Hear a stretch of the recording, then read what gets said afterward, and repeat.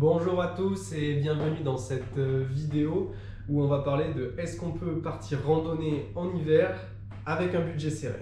Donc tout d'abord, le contexte. Alors j'avais prévu une rando dans les Ardennes de 2 jours avec deux circuits d'environ 19 km chacun et ils avaient prévu une température comprise entre 5 et 10 degrés, ce qui correspond environ à la limite supposée de mon équipement. Le problème, c'est qu'une semaine avant, une vague de froid arrive et là, ils nous annoncent une plage de température entre 5 et moins 5 degrés. Et du coup, là forcément, je me pose la question, est-ce que j'y vais ou est-ce que j'y vais pas? Bon oui, je suis parti, la vidéo est déjà sortie, allez la voir. Mais j'avais quelques craintes et appréhensions. Alors dans cette vidéo, je vais vous présenter une grosse partie de mon équipement et comment il a réagi au froid, sachant qu'on est descendu à moins 7, moins 8 degrés dans la nuit. Et donc ce n'est pas une revue complète de tout mon matériel, ça fera l'objet d'une prochaine vidéo. J'attends encore d'en faire une ou deux de plus pour vous donner un retour bien complet. Alors tout d'abord, mon équipement n'a presque pas changé depuis l'été dernier où tout est détaillé dans cette vidéo. Et je dis presque pas parce qu'il y a eu un gros achat. Alors comme j'ai tout acheté l'année dernière, le choix a été d'économiser sur le sac de couchage. Donc souvenez-vous, j'avais pris le Orego 2 de chez Intersport à 7 € et ça dans l'optique d'en acheter un très bon plus tard. Et le plus tard est arrivé et j'ai acheté un quilt Enlighted Equipment d'une valeur de 265 €. Ok, oui, bon, j'ai un peu craqué. Voilà, il est trop bien. Mais bon, vous allez voir qu'on va pouvoir faire avec un produit qui sera moins cher, un peu moins chaud et par contre plus lourd. Parce que le prix de ce quilt se justifie surtout par son poids. Donc on va commencer par le module couchage. Alors la tente, tout d'abord, alors elle ne m'a pas posé de problème, j'ai juste eu quelques difficultés à planter les sardines dans le sol qui était déjà bien dur le soir, puisque je vous rappelle qu'elle n'est pas autoportante. C'est une tente monoparoi, donc la condensation qui est faite par la respiration a gelé dans la nuit sur la toile. Et donc attention à ne pas y toucher par inadvertance en s'habillant, sinon grosse déconvenue en vue. On ne pourrait pas dire que je vous avais pas prévenu. Ensuite, l'ensemble quilt et matelas. Ma grosse crainte. Donc le matelas, c'est un Nemo Switchback Insulated, 2,3 cm d'épaisseur de mousse pour une air value de 2. Donc c'est clairement un matelas qui est ciblé pour l'été avec une température de confort allant jusqu'à 2 degrés. Donc en sachant qu'il est presque plus important d'avoir un bon matelas qu'un bon couchage ou quilt pour vous isoler du froid qui vient du sol, j'avais peur de prendre un bon coup de froid pendant la nuit. D'autant plus qu'un quilt, à la différence d'un sac de couchage, il est ouvert dans le dos. Donc vous êtes directement en contact avec votre matelas. Il est donc d'autant plus important de l'allier avec un bon matelas. Alors vous allez me dire, mais pourquoi t'as pas acheté un bon matelas au lieu d'un super quilt, espèce de... Eh bien la réponse est simple, c'est parce que j'avais pas du tout prévu de partir dans le froid cet hiver. Du coup, j'étais vraiment pas serein au niveau du matelas et voilà sur quoi j'ai dormi. 1. J'ai mis ma couverture de survie sur le sol de la tente et sous le matelas. 2. Le matelas. 3. Ma serviette microfibre que finalement je n'avais pas utilisée, je l'ai dépliée et mise sur le matelas. 4. Ma doudoune légère, je comptais pas dormir avec, du coup je l'ai ouverte et je l'ai posée donc, sur la serviette en 4e épaisseur au niveau de mon dos. Ensuite, mon drap de soie tout bidon, on en reparlera dans la revue du matériel, donc j'ai dormi dedans. Et enfin, donc ça c'est ce qui était prévu, c'est que je pensais vraiment, même malgré tout ça, avoir froid par le sol, et donc j'avais prévu de dormir avec mes premières couches de vêtements. Et finalement, j'ai tellement eu pas froid que j'ai dormi en caleçon. Du coup, j'ai pu déposer ma polaire que j'avais sur moi au-dessus de la doudoune, donc ça m'a encore rajouté une épaisseur. Du coup, j'ai vraiment, mais alors pas vraiment, eu froid de toute la nuit. C'était génial. Alors je précise quand même que j'avais un tour du cou et un bonnet sur la tête. J'avais également aussi mis mes sous-vêtements de randonnée et mon t-shirt de randonnée dans le sac de soie. Alors je n'ai pas dormi avec, mais je les ai mis, il traînait, je pense que j'ai dormi dessus, sous mes jambes. Et ça, c'était pas dans le but de m'isoler du froid, mais c'était dans l'optique qu'ils ne soient pas gelés au matin, au moment de les enfiler.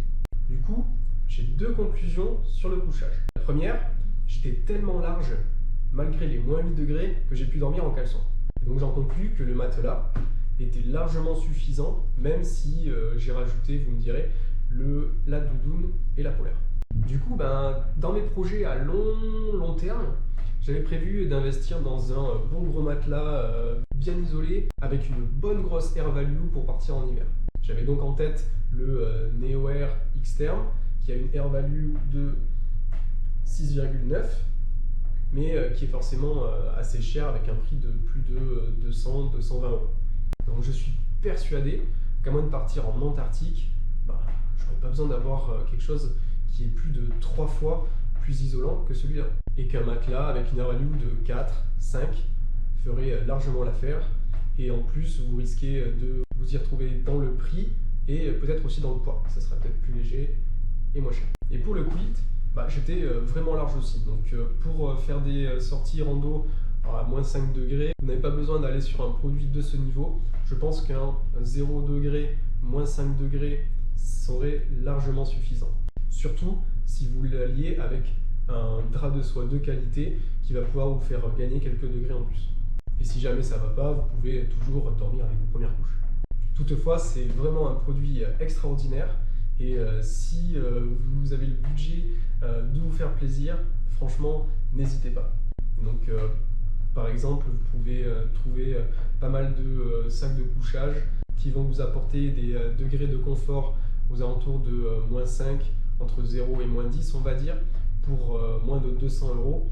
La grosse différence avec un produit comme celui-ci, ça va surtout être le poids, car celui-ci va faire à peu près 700 grammes, alors qu'un produit à environ 150 euros va peser presque 1 kg de plus. Troisième conclusion, évitez d'avoir envie de vous soulager la vessie pendant la nuit. C'est dit. Ensuite, au niveau des vêtements.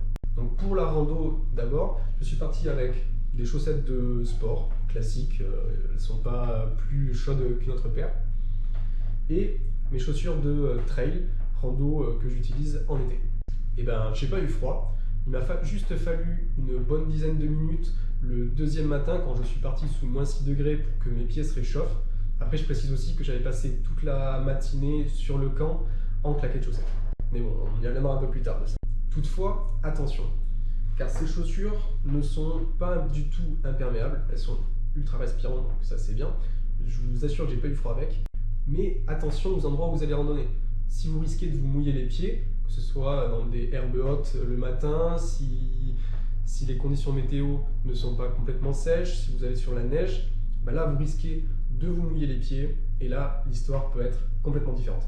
Sur les jambes ensuite, je portais un lycra léger, classique, ainsi qu'un pantalon léger aussi. C'est un pantalon de rando d'été, le Eder Flex Pant, que j'ai pu trouver à 25 € au magasin d'usine. Du coup, belle affaire et j'ai profité pour l'inaugurer.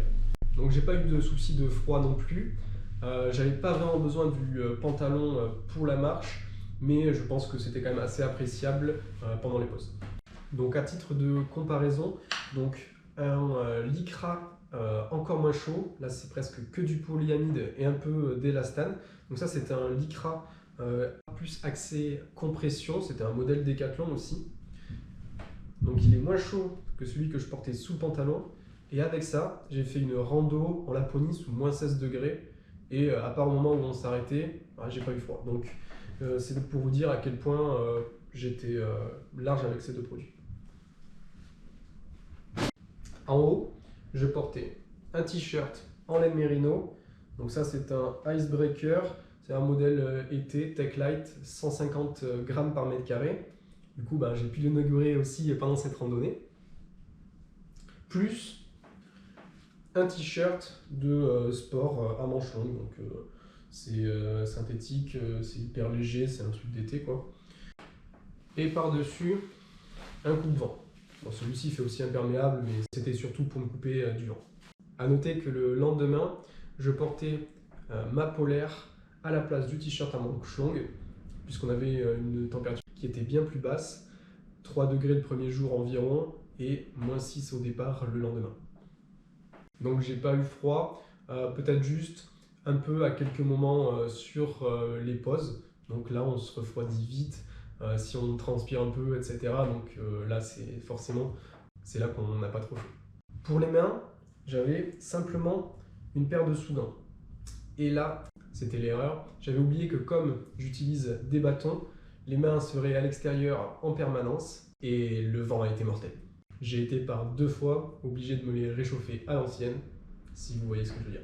Le lendemain, comme il faisait beaucoup plus froid et que on apprend aussi de ses erreurs, j'ai porté mes moufles et en plus j'avais un tour du cou et le bonnet. Et le lendemain, j'ai eu aucun problème. Pour le soir et le matin sur le camp, c'était ma deuxième crainte après le couchage, car je ne suis vraiment pas équipé pour le froid. Surtout au niveau des pieds, quand quelques jours avant la rando, j'ai appris les températures annoncées, j'ai essayé de me procurer des chaussons d'extérieur en plume type nordisque, mais c'était trop tard pour les commander et j'avais pas de magasin à proximité.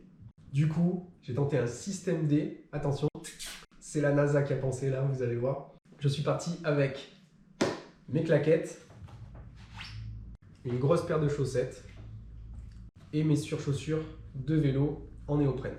Alors, je suis pas un génie. Bon, c'était pas très confort, j'étais un peu comprimé à l'intérieur, mais ça a très bien fait le job le soir. Mais le matin, j'avoue, j'ai eu la flemme de les remettre. C'est vraiment un enfer à poser ça, et les cyclistes me comprendront. Et bah du coup, le matin, j'étais un peu juste en claquettes chaussettes sous moins 7 degrés. Au niveau des jambes, je portais un lycra léger comme celui que je vous ai montré tout à l'heure, et par-dessus, un pantalon en polaire Décathlon. C'est dommage qu'il le fasse plus celui-là, il m'a coûté 10 €, et franchement, ça tient bien chaud. Et là, j'avais pas trop d'inquiétude parce que c'est quelque chose que j'avais déjà pu tester en Islande ou en Laponie. Et enfin, le haut, full Décathlon. J'avais une première couche un peu chaude à manches longues, leur polaire et la doudoune. Tout en premier prix. Même la doudoune, elle m'a coûté 15 €. C'est la Trek 100 et là par contre c'est du synthétique. On est serein ou pas? Surtout que le synthétique, c'est plus efficace quand on est en mouvement qu'à l'arrêt. Du coup, sur le camp, c'est pas ce qui est optimal. Donc je vous avoue, j'ai pas eu méga chaud le matin et le soir. Quand on est immobile et que ça caille, bon, voilà. Mais j'étais pas frigorifié non plus, donc franchement, on était pas loin d'être dans le confort. Du coup, le soir, j'ai pas trop traîné pour me glisser dans le kilt après avoir mangé. Et du coup, sur le camp, je portais aussi le tour de cou, le bonnet et sous-gants ou moufles, suivant ce que j'avais à faire.